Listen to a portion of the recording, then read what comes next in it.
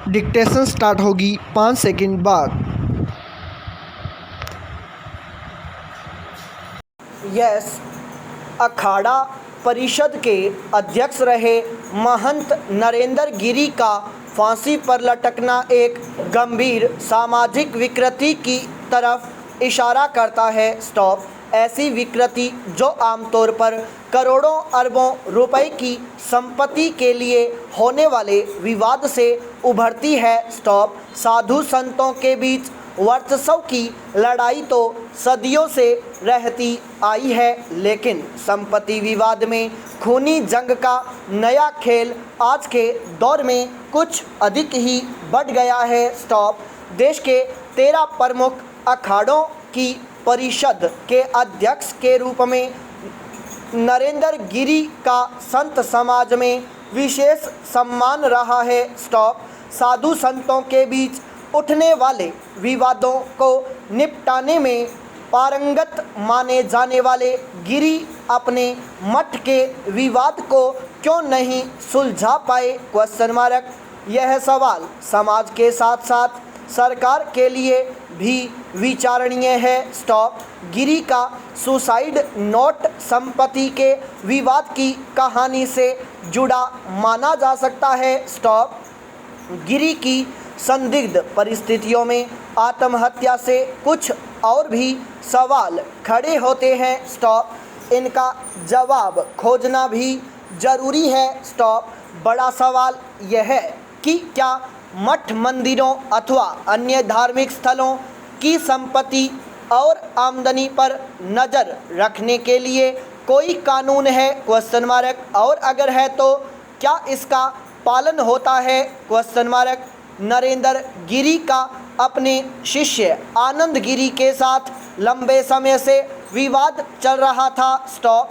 गिरी के शिष्यों और परिजनों का मानना है कि वे आत्महत्या जैसा कदम उठा ही नहीं सकते थे। स्टॉप। इनका आरोप है कि यह सुनियोजित हत्या है जिसे आत्महत्या का रूप दिया गया है। स्टॉप। मठ मंदिरों अथवा अन्य धार्मिक स्थलों के पास संपत्ति पहले भी थी, लेकिन नियमित आमदनी नहीं थी। स्टॉप। अब अनेक धार्मिक स्थलों की महीने की आमदनी करोड़ों रुपए की है। स्टॉप। जाहिर है कि चढ़ावा व चंदा बढ़ने के साथ साथ आपसी विवाद भी बढ़ने लगे। स्टॉप। धार्मिक स्थलों की जमीनों का उपयोग व्यावसायिक कार्यों में भी होने लगा। स्टॉप। जमीनों की खरीद बेचान में लगे बिल्डरों से भी साधु संतों के संबंध बढ़ने लगे। स्टॉप। आपसी विवाद की कहानी की शुरुआत यहीं से होने लगी। स्टॉप। महंत नरेंद्र गिरी की संदिग्ध मौत पर सिर्फ अफसोस जताने से कुछ नहीं होगा। स्टॉप। महंत ने सुसाइड नोट में जो मुद्दा उठाए हैं, उनकी जांच से ही दूध का दूध और पानी का पानी होगा। स्टॉप।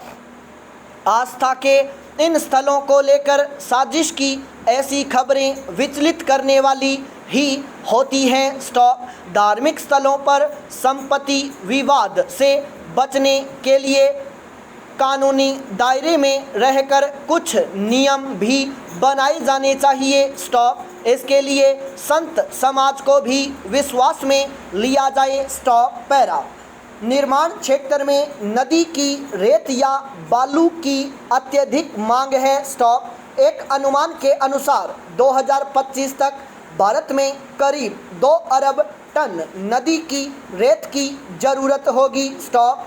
अवैध और अवैज्ञानिक रेत खनन भारत में सबसे बड़ी पारिस्थितिकी आपदाओं में से एक है। स्टॉप। रेत प्राकृतिक रूप से बारीक विभाजित चट्टान और खनिज कणों से बनती है। स्टॉप। नदी की रेत खुद को फिर से भरने की क्षमता रखती है, लेकिन अगर खनन की दर बहुत ज़्यादा हो, तो नदियाँ खोदे गए गड्ढों को दोबारा नहीं भर पाती है। स्टॉप। निर्माण के लिए नदी की रेत को प्राथमिकता दी जाती है, कॉमा, क्योंकि इसकी गुणवत्ता बेहतर होती है। स्टॉप। मुश्किल यह है कि इसकी नदी और उसके आसपास रहने वालों को भारी कीमत चुकानी पड़ती है। स्टॉप। अत्यधिक रेत खनन नदी के तेल को बदल सकता है और नदी को रास्ता बदलने के लिए मजबूर कर सकता है, कॉमा, किनारों को नष्ट कर सकता है और बाढ़ का कारण बन सकता है। स्टॉप। गहरी खुदाई और रेत उठाने से नदी तल में तालाब बन जाते हैं, कॉमा, जिससे बाढ़ के दौरान नदी का रास्ता बदलने का खतरा पैदा हो जाता है। स्टॉप। यह नदियों और नदी के किनारे बसे गांवों के लिए विनाशकारी साबित हो सकता है। स्टॉप। भारी मशीनों के उपयोग से क्षेत्र की प्राकृतिक स्थलाकृति में परिवर्तन आ रहा है। स्टॉप। पैरा। यह भूजल पुनर्भरण को प्रभावित करने के अलावा जलीय जानवरों और सूक्ष्म जीवों के आवास को भी नष्ट कर देता है। स्टॉप। प्रजनन वाले घड़ियालों और कछुओं के लिए अवैध रेत खनन सबसे बड़ा खतरा बन रहा है। स्टॉप। रेत के किनारों का खनन इनके लिए विनाशकारी है। स्टॉप। इसकी वजह यह है कि घड़ियाल और कछुए अपने अंडे रेत की क्यारियों के नीचे देते हैं, कॉमा, लेकिन अवैध रेत खनन उनके घोंसलों को नष्ट कर देता है। स्टॉप। चिंताजनक बात यह है कि 3 राज्यों उत्तर प्रदेश, कॉमा, मध्य प्रदेश और राजस्थान में चल रहे राष्ट्रीय चंबल अभयारण्य में सबसे अधिक संख्या में पाए जाने वाले घड़ियाल मानवीय हस्तक्षेप से हार रहे हैं। स्टॉप। बालू की निकासी को लेकर दिशा निर्देश में कहा गया है कि निकाली गई बालू की मात्रा उसकी पुनः पूर्ति दर और नदी की चौड़ाई के अनुपात में होनी चाहिए। स्टॉप। खनन के लिए भारी मशीनों के उपयोग की मनाही है और मैनुअल खनन को प्राथमिकता दी गई है। स्टॉप। अवैध खनन की जांच के लिए नदी किनारों का सीमांकन और जीपीएस सक्षम वाहन के उपयोग का सुझाव दिया गया है। स्टॉप। प्रशासन कई बार अवैध रेत खनन को रोकने के लिए रेत से लदे ट्रक को जब्त करता है और वाहनों के मालिकों पर जुर्माना लगाता है। स्टॉप। स्वयं सहायता समूहों की भागीदारी और रेत भंडार के नियमित ऑडिट की भी सिफारिश की गई है। स्टॉप। इन दिशा निर्देशों का पालन अमूमन नहीं हो पाता है, कॉमा, क्योंकि प्रवर्तन और निगरानी तंत्र कमजोर है। स्टॉप।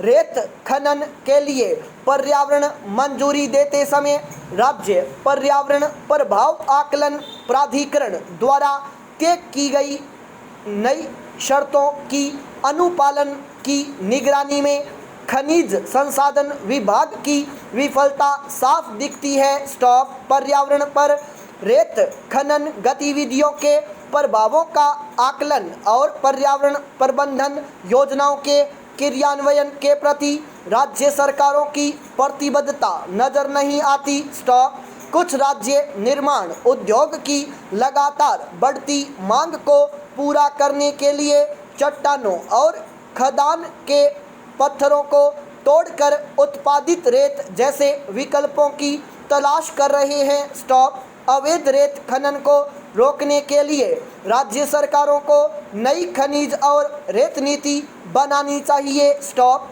कुछ कंपनियों के एकाधिकार को खत्म करने और ग्रामीण स्तर की समितियों के लिए रोजगार पैदा करने के साथ साथ रेत खनन के पर्यावरणीय नुकसानों को भी कम करना होगा। स्टॉप। पैरा। बीता सप्ताह खेल की दुनिया में महिला खिलाड़ियों के उस संघर्ष की परतें खोल गया जिसके बारे में बात करने से सारी दुनिया हिचकती है। स्टॉप।